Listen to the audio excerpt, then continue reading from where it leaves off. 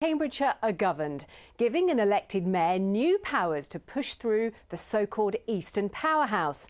Norfolk and Suffolk want to combine with Cambridgeshire to take power over areas like planning and infrastructure. The idea would be to get major projects moving faster. There's just one problem. Cambridge City Council doesn't want to be a part of it, at least not at the moment. But BBC Look East understands that ministers plan to push ahead with the plans anyway. Here's our political reporter, Tom Barton. Improving the region's transport network, building more houses and training a skilled workforce. Just some of the powers that a new mayor could have as the government presses ahead with plans for a so-called Eastern powerhouse. At the moment, most local decision-making stops at the county boundary. Decisions made in Cambridgeshire are independent of those made in Suffolk or in Norfolk. The deal the government's been pushing for, though, would see decision-making extend across county boundaries, with an elected mayor making decisions about planning and infrastructure, which affect all three counties. But while 22 out of 23 local authorities have agreed to push ahead with the proposals, Cambridge City Council has rejected the government's offer, saying it links up with the wrong area. We don't accept that our natural geography is automatically Norfolk and Suffolk. We will be ready and willing to put what has come out of the last few weeks, which is a much clearer set of proposals from Cambridgeshire and Peterborough, to government, and we'll see if they listen. We're talking to Essex, we'll talk to Hertfordshire. We've got a geographic area that includes West Suffolk and West Norfolk, so we will still be looking for a deal from government. Cambridge's business groups have today all spoken out against the proposals, but with the suggestion that they could see new towns like Northstowe being built more quickly.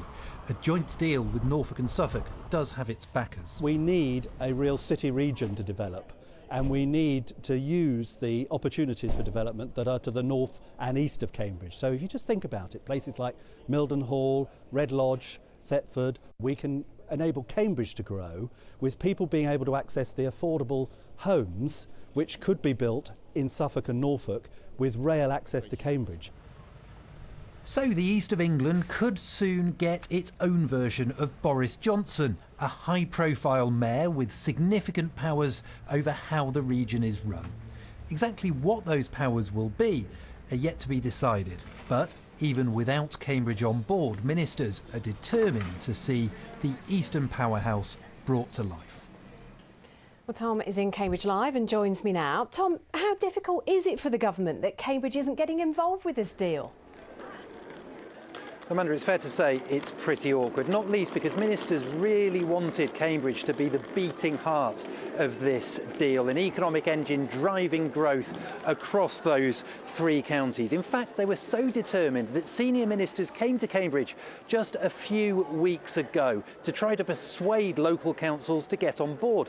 And as we've heard, although they've persuaded some councils, they didn't persuade Cambridge City Council, nor have they managed to persuade local businesses. We've heard today from organisations that represent many of the businesses in Cambridge saying that they reject this deal because they think that Cambridge should be looking towards the south and the west and not just the north and the east for some devolution deal. There is a sense that any deal that doesn't involve Cambridge is far from ideal, and in fact one regional MP I spoke to a little earlier this evening described the current situation as a dog's breakfast. So what happens next?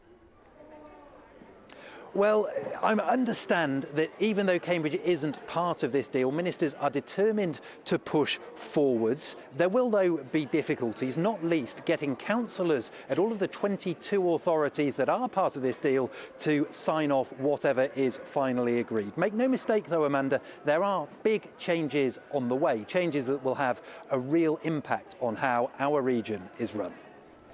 Thanks, Tom. And there's more on that story.